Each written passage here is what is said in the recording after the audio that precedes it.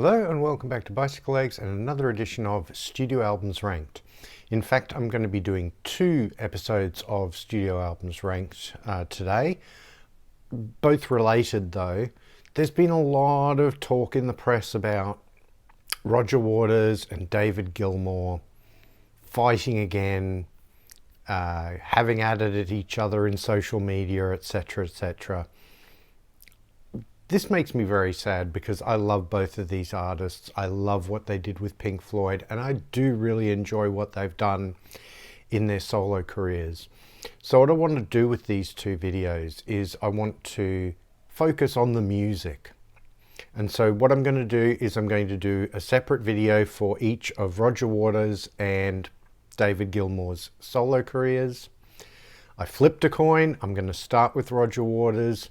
This is in no way an indication that I prefer his solo work over David Gilmour's or vice versa. I think they're both very different catalogues from each other. I think they're both really good catalogues. And strangely enough, they've both done 4 studio albums. And by that, I'm not going to be talking about live albums. I'm not going to be talking about compilations.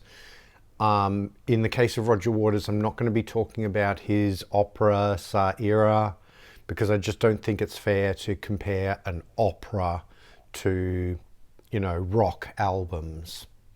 Very much an apples and oranges sort of situation there. So I'm just going to be talking about the 4 studio rock albums that each of these guys have done. I'm not going to be talking about soundtracks like the Body that Roger Waters did with Ron Geeson. Just the 4 studio albums that each of them have done. So this video is going to focus on Roger Waters. The video that you'll see right after this one will focus on David Gilmour. So let's get into it. As I say, there's 4 studio albums for Roger Waters, and I'm going to go through them from my least favorite to my favorite, but I've got to say, these are all 4 good albums. Just vary in the quality of how good they are. And my number 4 is probably not going to come as a huge surprise to a lot of people who know Roger Waters. It's his solo album, his second solo album from 1987, and that is Radio Chaos. This is a good album, but the production on it definitely sounds dated. I also feel like the concept is everything for Roger Waters' albums. I mean, all of his albums are concept albums. The concept on this album is not one of his strongest, I don't think. The idea of a boy in a wheelchair who is able to hack into sort of the government's nuclear codes to try and talk sense into the powers that be, as it were. It's an interesting concept, but it just doesn't really work. It probably needed to be a lot longer. It probably needed to be a double album. There definitely were a number of other tracks that fit into the concept that aren't on this album, that ended up as B-sides and that sort of thing. But I remember buying the Radio Wave single when it came out and enjoying it. The Tide is Turning at the end is a very touching song, I think. Who Needs Information, Sunset Strip, 4 Minutes. There's some really good songs on here, but as I say, the concept's a little rickety and the production is definitely dated on this album, which is why I'm going to rank it at number 4. But it's still a worthwhile album and definitely worth checking out if you haven't. My number 3 is going to be his 3rd studio album from 1992, and that is Amused to Death. This is a slightly different cover from the original CD. This is a more recent repress on vinyl. This album's really good. There's some great songs on here. The Bravery of Being Out of Range, The Battle of Bill Hubbard, the What God Wants songs, Watching TV. Again, the concept's quite good. the idea that we're sort of sitting in front of the idiot box and amusing ourselves to death as sort of, shit's going on in the world and all that sort of thing. I think the concept is quite strong on this one. Roger's voice, though, on this album definitely sounds hoarse. He sounds quite shot in the vocals. He would definitely improve. I went and saw him on his Wall tour about 10, 12 years ago. And he sounded great in those shows. But for this album, yeah, he really does sound like he's starting to lose his voice. And that brings it down just a little bit for me as a listening experience. Great songwriting, good production from Patrick Leonard too. Interesting choice as a producer. I mean, somebody who's worked with, Peter Cetera and Madonna and that sort of thing. But it's a good, there's some lovely Jeff Beck playing on here, the late, great Jeff Beck. But I just like the other two a little bit better, and that's why I'm ranking them a little higher. I'm sorry, my cats are fighting in the background, if you can hear that. Get out of it, kittens. My number 2 is going to be his most recent solo album from 2017. So there was a 25-year gap between Amused to Death and this one. And that is This the Life We Really Want? From 2017. This is a really, really good album. His voice is sounding better again. As I said, he'd really worked on it to do those Wall tours. And he's definitely sounding stronger on this album. Again, the concept is really good. The lyrics on this album are great. The music's quite Pink Floyd-y on this album, except sort of without the Dave Gilmour guitar solos, as is to be expected.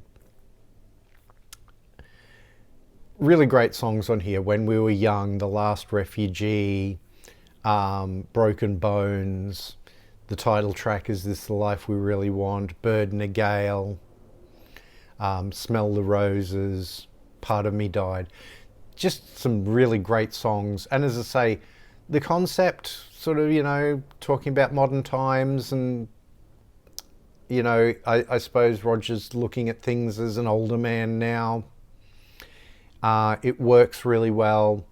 It's a very strong album, and it's definitely worth checking out if you sort of lost track of Roger's solo stuff after the 90s because he didn't do anything for 25 years. This album's definitely worth checking out. But my favourite Roger Waters album is his first solo album. That is The Pros and Cons of Hitchhiking. Now, interesting thing with this, when Pink Floyd were looking to make an album in the late 70s after Animals, Roger Waters had 2 sets of demos, and he presented them to the band and said, we'll do one of these as a band record, and I'm going to do the other one as a solo album. And one of them was Pros and Cons of Hitchhiking, and the other one was called Bricks in the Wall, which obviously became The Wall.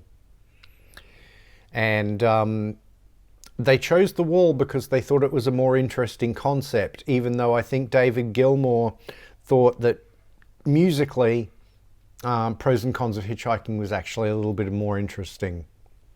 So it would have been interesting to see if they'd made a different choice, how that would have gone. But this album is great. The concept is just really, really good. The idea of sort of this man's dreams in real time as the album goes along. Roger's singing is great. The music is really good on this. Eric Clapton plays some great lead guitar on this album. I'm not a fan of Eric Clapton as a human being, I have to say, but the man can play guitar. There's no two ways about that.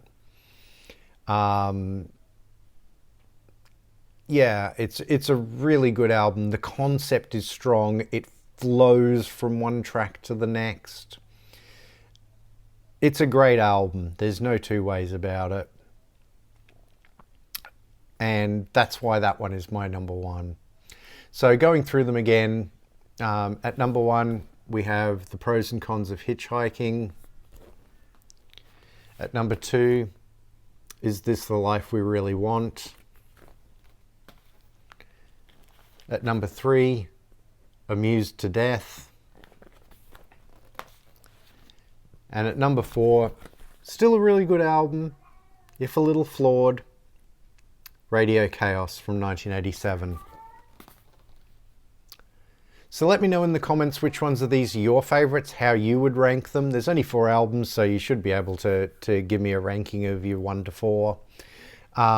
Please let me know where you agree with me, where you disagree with me. Really, again, love reading the comments. So do let me know where you agree with me and where you disagree with me. Stay tuned for my David Gilmour show, which is coming up straight after this one. Please like, share and subscribe. It really does help the channel out.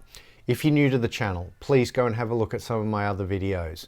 Everything's playlisted, so if you go to the playlist tab on my page, you'll see a playlist for my Studio Albums Ranked shows, so you can see a whole bunch of those. I've got 25 of those or something like that. If you want to look at my anniversary album shows, there's a playlist for that. If you want to look at my Bicycle Legs Discovers Rush series, which is a series I'm having a lot of fun with, there's a playlist for that, and so on and so on.